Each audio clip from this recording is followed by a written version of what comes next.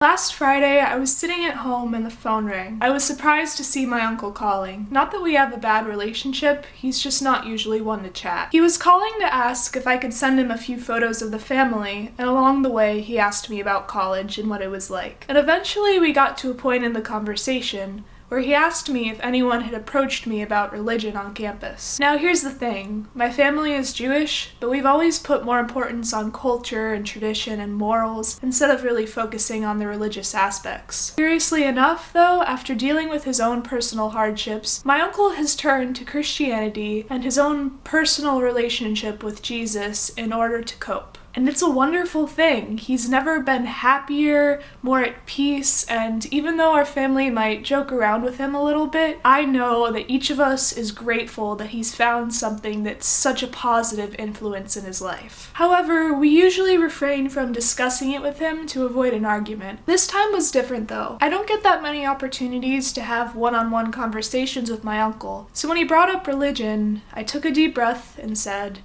"Do you want me to be completely honest?" "Of course," he said. "I always want you to be honest with me." We ended up having the most incredibly sincere, philosophical discussion about faith. And it wasn't a debate about who is right or wrong, because there's nothing that you can say or should ever say to try to make someone else change their beliefs. We simply talked about the different ways in which we see the world. For instance, we talked about heaven and how he worried that he wouldn't see the rest of his family there because we don't have the same faith. He wondered why I didn't share his concerns, so I just explained that the way I see the world is different. In my personal view of life, I'm not certain that there's life after death, so I just focus on making the most of my time and living as if this is the only life that I'll get. And most of the conversation went just like this. One of us would share our perception of things and the other would explain their own view. We are both good-hearted people who want to make the world a better place, but we just relate our experience of reality through different perspectives. And that's what this is really about,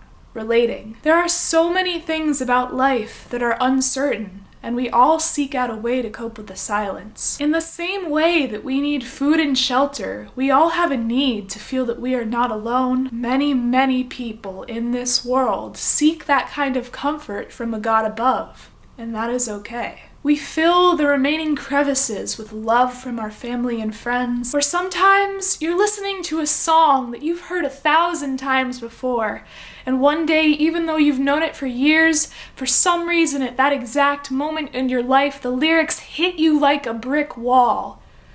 They hit right here, as if to say, you are not alone in your joy or your suffering. #relatable, right? I think if you look at Tumblr, if you dive into the rabbit hole below all of the cynicism and superficiality, everyone just wants to feel that they're a part of something, that their feelings are shared by other human beings. Tumblr, YouTube, Facebook, Twitter, all of social media, all of the internet. Deep down, it's always just been about relating. And that's really what life is about. A shout into the darkness saying that we are here.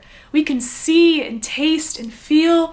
We are alive and we are living and we are not alone in that. So if the way that you choose to experience the joy of life is different than someone else's, that is okay.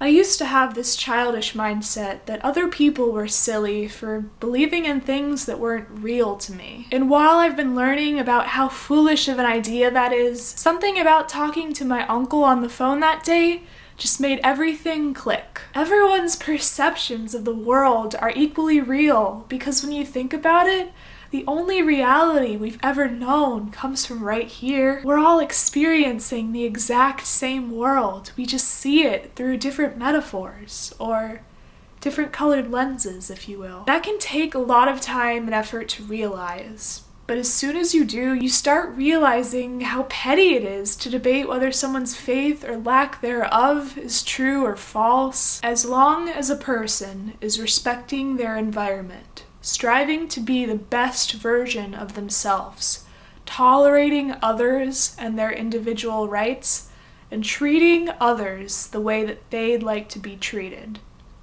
Does it really matter what they believe in? I hope that one day we'll be living in harmony And not the boring kind where everyone gets along because they have the exact same beliefs, but a harmony where we recognize that we are all human beings that need to relate. We just happen to cope with it in different ways, and that is okay.